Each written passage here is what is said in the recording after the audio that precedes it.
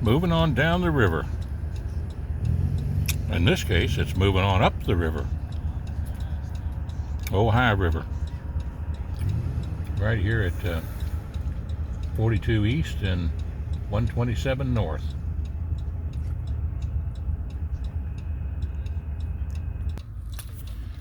I used to be the superintendent of education for the whole state of Kentucky. Really? Dang. The last elected one. Jeez. And I knew the fellow your school was named after. Really? Larry Ryle. Dang, that's And he was a really excellent man. Well, nice to meet you too. Well, my name's John Stephenson. We're on film here. What grade are you all in? I'm a sophomore. And what's your name? Lucas. Lucas? And then I'm Caleb Korzep. I'm a senior at Ryle. Senior at Ryle, and this is? Logan Stanzak. I'm a senior. Senior. Now, y'all going to try to go on to college? Yeah, we are. We're planning on it. Any particular place? UC I like so far. They're the best. Yeah. Anybody going to UK? He's still thinking about it. He's only a sophomore though, so he doesn't know yet. Yeah. Well, that's where I graduated from, UK. Oh yeah, I like it down there. It is really nice. Yeah. And of course, I went to Northern in the beginning because we didn't have a four-year college up here when I went through. Yeah. But in 1968, I was president of the student body when we got the four-year college started. Dang. And so, you know, I'm just doing a little filming today. I just went down and interviewed the county judge in Gallatin County and one of the magistrates, and I was filming that cargo boat there taking the cargo up the river. And I thought, how neat. So and then I got three young guys standing here I can chat with. And now, are you on Facebook at all? Oh yeah, I am. Well, and my name's John Stephenson. John Stephenson. I'm gonna write that down. Write that down, and you can look me up on Facebook, Sweet. and you can see this little interview on Facebook eventually, and and on YouTube. And but tell me what your classes are. I'm in a few dual enrollment at Gateway. I have multimedia publishing, entrepreneurship. Let's see, and then honors probability and stats. Fantastic. And what about you, young man? I'm like kind of in dual enrollment. Like I don't really know the name of my classes. I'm just like starting. Are you? Are you doing some at Gateway too? Yeah. And Well, he was in an environmental science class. Yeah.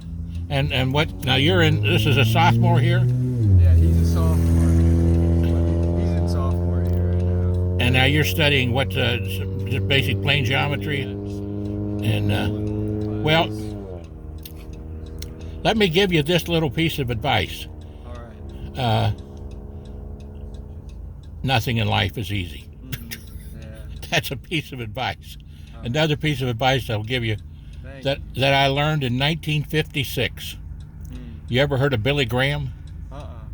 Well, Billy Graham was a famous minister all over the world. One of probably the most famous. And I went down in 1956 to Louisville, Kentucky to hear him speak at what they call a crusade. And I never will forget the sermon that he taught me that night, but I gave my life to the Lord. And that service was, it is the Holy Spirit's job to convict, it's God's job to judge, and it's my job to love. I like that. And as I always tell people when they ask me, I say, well, what do you think about that? Well, you know something? I'm not the judge. God's the judge. But I do read his scriptures, and I have read them from cover to cover. And I listen to a lot of sermons on WIOK 107.5 FM on the radio dial, Tri-State Gospel. My best friend owns that. Really? And we were both teachers. He was a science teacher at Beechwood, and I was a government teacher at Erlanger Lloyd. So he wound up being assistant superintendent of education for the state of Kentucky, and I wound up being the superintendent of education of the state of Kentucky, and we've known each other since 1970. Oh my, geez. So now when you guys look back, the piece of advice I can give you is keep your friendships all through life, you know, even from high school, because those friendships will always be with you and will be a part of your history. Yeah, I will. Pretty neat, though, isn't it, to think about that? And love your parents, even though it's not easy all the time. and respect them.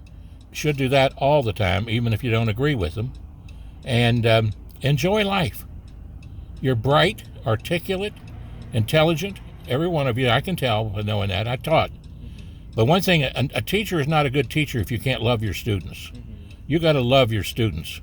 All of their idiosyncrasies, all their differences, all their uniqueness. You got to love them. And your job is to teach them, not to boss them around. I like that, yeah. I wish all teachers were like that, geez. Now, anything you'd like to ask me at all? Nothing. How are you? How's the COVID era treating you? Well, I just about died. Here in December, I got the COVID. My wife and I both did. Well, I'm happy you've made it My through that. oxygen level dropped to 70, if you know what that is. She rushed me to the emergency room. Thank goodness I had good doctors, Dr. Neil Mosier, Dr. Gina Grove, and Dr. Charles Tyrone, a foot specialist. They got me into the emergency room, got me I remember in the emergency room for about 5 hours there, and the nurse came in and she said, "Sir, I've got to get you to Fort Thomas, where they specialize in the COVID." She said, I said, "What? No, I have to go there?" She said, "Do you want to live?" She said, "You're going to die if you don't go there." And I said, "Well, I am ready to go home to the Lord, but there might be more work for me to do if he wants to keep me here." She said, "Well, we better get you over there." They did. They gave me that Trump medicine, all the medicine that everybody was saying, it can't help you, it can't help you. Well, it helped me, kept me alive. I can hear that. I think they call it resveratrol or something like that. The same thing they gave Trump there. You know, some people hate Trump, some people love him. I don't know what to think about him myself all the time. He was a unique personality. Some of the things he did, though, was very good. More jobs, more economy. And they kept calling him a racist. Well, there were more jobs for the blacks than there ever has been. Yeah, true. You know, Rates were insane. you got to have a little common sense in these things. You can't hate a guy that's doing the job right. Cool. So he tweets all the time. You know? Yeah, what do you got removed? Jeez. I mean, I'm odd myself, frankly, when you get right down to it. You know, and my wife's smartest move I ever made, my wife, June Guyman Stephenson. Keep that name in mind. She teaches a ladies' Bible study class. Oh, that's dope. If you get a chance in life to meet a wonderful woman, another piece of advice I'd give you, go to church All right. to meet your lady friends, because, boy, it really is a wonderful blessing to be married to a wonderful wife. True. I need to start church ladies. I like that. They're probably very nice, better than most. And find you a church to go to. You don't have to be a major part in it or anything like that, but just, as I told people as a history teacher, the oldest book, the best book, is the Bible. And I've read all the textbooks, studied, doctorate degree, all that, you know, and philosophy. Oh, I like philosophy. That's me. That's where I was. PhD in philosophical management and philosophy. I like that. Oh. And I can tell you right now, when you get right down to it, the Bible's the most important book ever written. And it is true, factual. Yeah. But it takes time to really figure that out for yourself. Who I listen to quite often, you might have heard of some of these names: Adrian Rogers, Michael Youssef, David Jeremiah, and Dobson. And then Gil Hammond, who's my best friend, who owns the Christian radio station for 30 years. Taught science at Beechwood, and him and his wife. But what are you all doing today? Did you just get out of school? Or? Yeah, I finished school a couple hours ago. We just drove down, look at the view, then we were just going to go on back home. It's just a little break, you know. Well, that's neat that you take a break like this. It's fun. I enjoy it. Well, can I sing you a little song? Sure. Okay, now, have you ever heard of Billy Preston? Well, Billy Preston wrote a song called "You Are So Beautiful." But who made it popular was Joe Cocker. You ever heard of him? Well, it's a love song called "You Are So Beautiful." And Billy Preston wrote it. He was an African-American gentleman. He sang it for the first time in his mother's little church. And the first time he sang it to God. And it goes like this. You are so beautiful to me. You are so beautiful to me. Can't you see?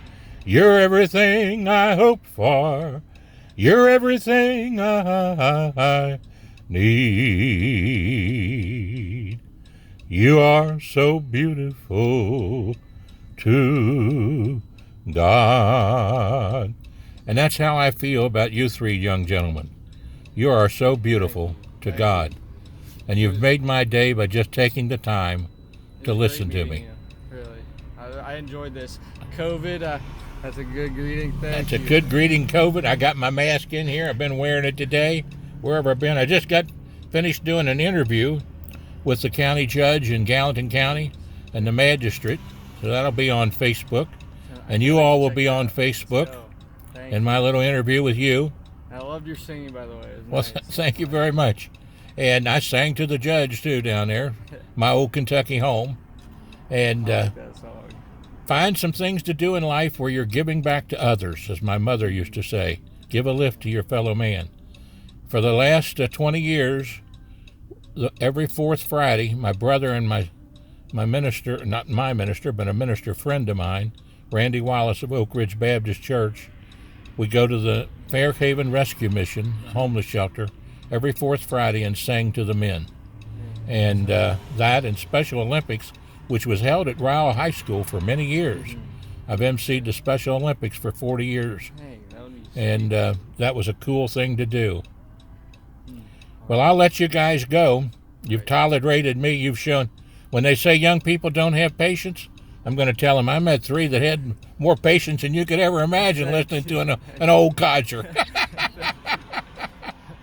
Well, it was great to be. I really enjoyed this. Well, thank you very much, and say hello to my wife, June. Hi, June. It was nice meeting your husband. It was a good experience. I liked it. God bless you all. God bless you, too. Bye-bye now. Have a great day.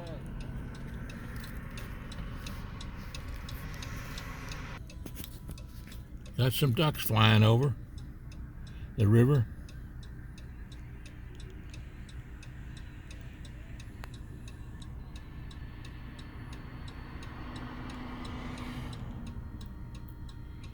How beautiful.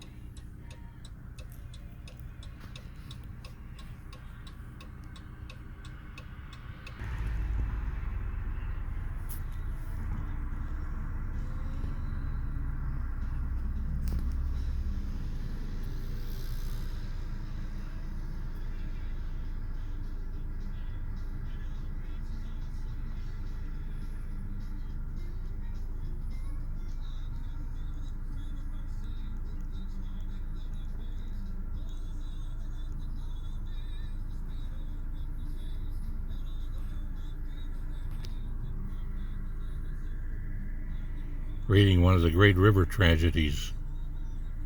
At midnight of December the 4th, 1868, two cabin passenger steamers plying between Louisville and Cincinnati collided 2 miles above Warsaw. The American rammed deeply into the United States. Barreled cold oil on deck of the latter caught the fire, enveloping both boats in flames and spreading over the surface of the river. 162 lives and $350,000 in property loss were lost in this terrible Ohio River tragedy. There's been a lot of tragedies on the Ohio River many times. It's a very dangerous place, a beautiful place for recreation, a beautiful place for scenery, beautiful place for fireworks, a beautiful place to fish, but a very dangerous place too. You need to always be on your guard and watchful and practice all the safety measures properly and say your prayers. Headed back now from Ohio River, Warsaw, headed back to I-71 North.